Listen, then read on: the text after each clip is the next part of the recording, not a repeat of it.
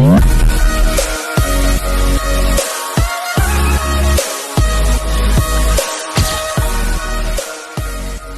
दोस्तों, मेरा नाम राहुल देश रिएक्शन माता जी। नमस्ते। आज हम रिएक्ट करने वाले हैं मेजर गौरव आर्य सर के वीडियो के ऊपर। तो बेसिकली भाई इसका टाइटल भाई रहने वाला है US defence official pressed India's military modernisation. तो भाई देखा जाए तो भाई यूएस के जो डिफेंस जो क्या ऑफिशियल जो है उन्होंने देखा जाए तो इंडियन मिलिट्री की काफ़ी ज़्यादा मतलब क्या बोलते तारीफ़ करी है उनके मॉडर्नाइजेशन, यानी कि जो विकास जो करते जा रहे हैं वो क्या बोलते दिन प्रतिदिन जो इंडियन आर्मी देखा जाए तो आज के टाइम में बढ़ते चली जा रही है, काफ़ी देशों को एज ए एक्सपोर्ट कर रही है। जैसे माना जाए तो अपना आर्मेनिया हो गया, ठीक है, उसके बाद क्या बोलते हैं अपना क्या बोलते फिलीपींस हो गया, तो काफ़ी सारी चीज़ें क्या बेच भी रही है चीज़ें। तो यूएस डिफेंस के ऑफिशियल जो है उन्होंने काफ़ी ज़्यादा क्या बोलते तारीफ करी है कि यहाँ भाई इंडिया वाकई में विश्व गुरु बनने के कगार पे बनते जा रहा है।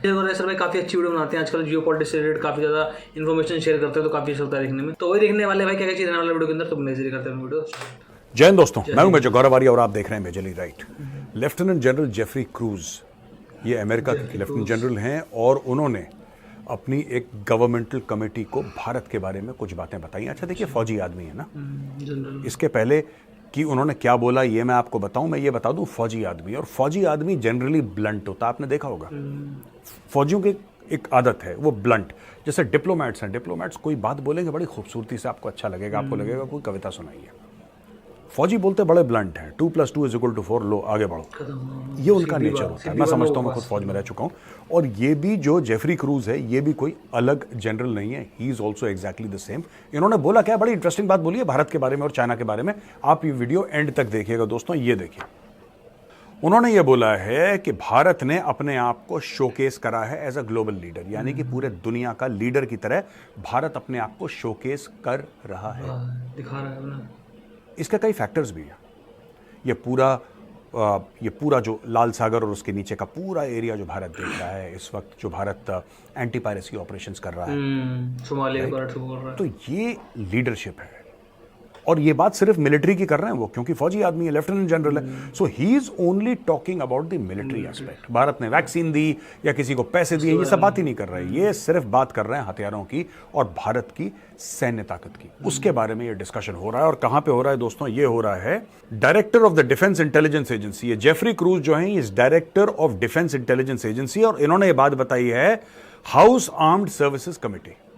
तो ये हाउस आर्म्ड सर्विसेज कमेटी ये कांग्रेस की हियरिंग है, चीन के बारे में बातचीत चल रही है, चीन के बारे में जो बातचीत है कांग्रेस में, उसके अंदर भारत के बारे में इन्होंने क्या बात बोली है। उन्होंने बोला है कि ग्लोबल लीडर की तरह भारत सामने आया है और बोला है कि भारत ने चाइना के साथ कंपटीशन के लिए पुख्ता कदम उठाए हैं, और जो रिलायंस है रशियन टेक्नोलॉजी और रशियन हथियार के ऊपर, उसको भारत ने कम करा है। अब ये भारत के लिए क्यों जरूरी है दोस्तों? लोग कहते हैं कि रशिया हमारा दोस्त है, बिल्कुल दोस्त है, इसमें कोई शक नहीं है, लेकिन हमारे दोस्त सारी दुनिया में है। अब दोस्तों ऐसा तो है नहीं ना कि रूस से हम हथियार खरीदते चले आए हैं इतने सालों से, तो आगे भी हम रूस से ही खरीदेंगे। अब रूस हथियार देगा तो भारत खरीदेगा, फिर भारत की फौज के पास हथियार नहीं। हमारे सप्लायर्स कई ज्यादा होने चाहिए, हमारे पास चॉइसेस होनी चाहिए। यही चॉइसेस के बारे में तो डॉक्टर जयशंकर 100 बार बोल चुके हैं। वही फंडा जो तेल वाला है कि हमारे पास चॉइसेस होनी चाहिए। सही बात। अगर हमें एक खास देश से नहीं खरीदना, हमें रूस से खरीदना, हमारी मर्जी। आज की तारीख में भी हथियार अगर हमें रूस से खरीदने हमारी मर्जी, अमेरिका से खरीदने हमारी मर्जी, इजराइल से खरीदने हमारी मर्जी, फ्रांस से खरीदने हमारी मर्जी, किसी से खरीदने, ये भारत की मर्जी, कोई प्रेशराइज न करे। प्रॉब्लम ये होती है रशियन इक्विपमेंट के साथ कि जब आपकी 65, 68, 70% तक जब इक्विपमेंट आपकी रशियन हो जाती है ना, फिर आपकी मजबूरी बन जाती है कि आप रशियन ही खरीदते रहो, क्योंकि आप इतने परसेंटेज इक्विपमेंट को आप रिप्लेस तो कर नहीं सकते भैया। अरबों डॉलर खर्च हुआ, अरबों दर अरबों, hundreds of billions of dollars would have been spent over decades। अब इतने 100 अरब आपने, कितने 100 अरब आपने खर्च कर दिए, अब आप क्या बोलेंगे कि नहीं आज से हमें फ्रेंच इक्विपमेंट चाहिए, जितने भी आपके सुखोई हैं सब फेंको, सबकी जगह रफेल।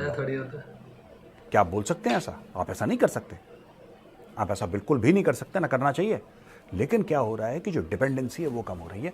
वही story lieutenant general Jeffrey Kruse समझा रहे हैं ये हाउस आर्म्ड सर्विसेज कमेटी को।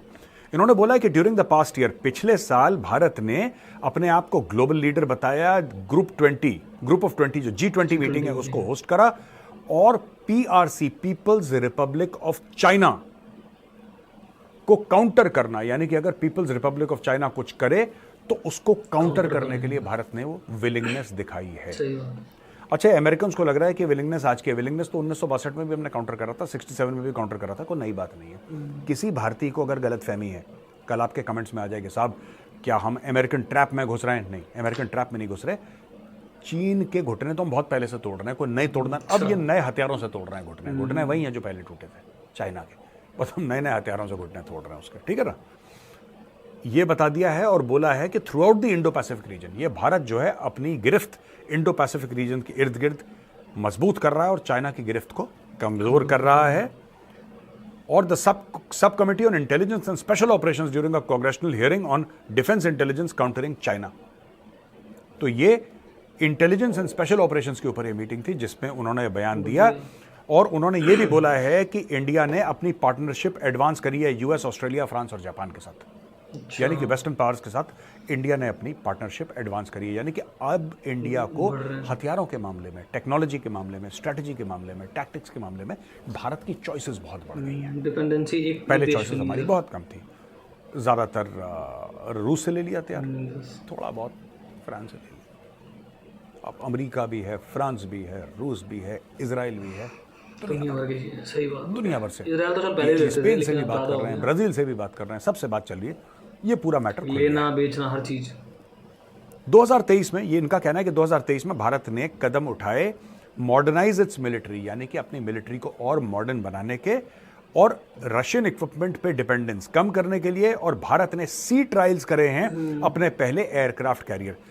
आज की तारीख में दोस्तों भारत का डंका, भारत की फौज का डंका अमेरिका बहादुर में बज रहा है।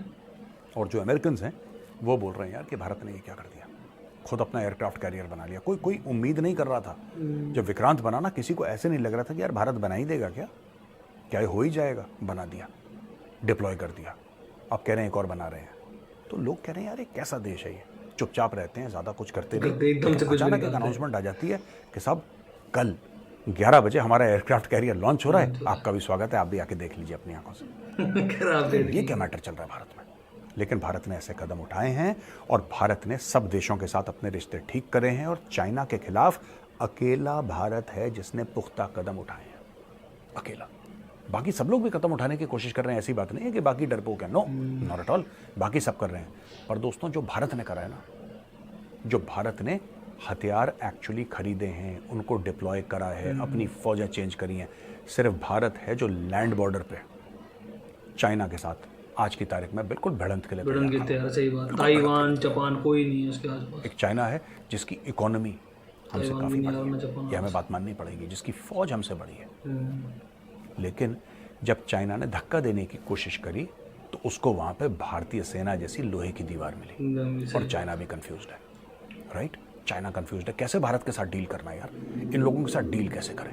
हम एक मिसाइल लगाते हैं, ये 2 लगाते हैं, हम एक फौजी लगाते हैं, ये फौजी लगाते हैं, हम टैंक लगाते हैं, ये टैंक लगाते हैं, हम एयरक्राफ्ट लगाते हैं, ये एयरक्राफ्ट लगाते हैं, हम हेलीकॉप्टर लगाते हैं, ये सिलसिला कब खत्म होगा, व्हेन विल इट स्टॉप।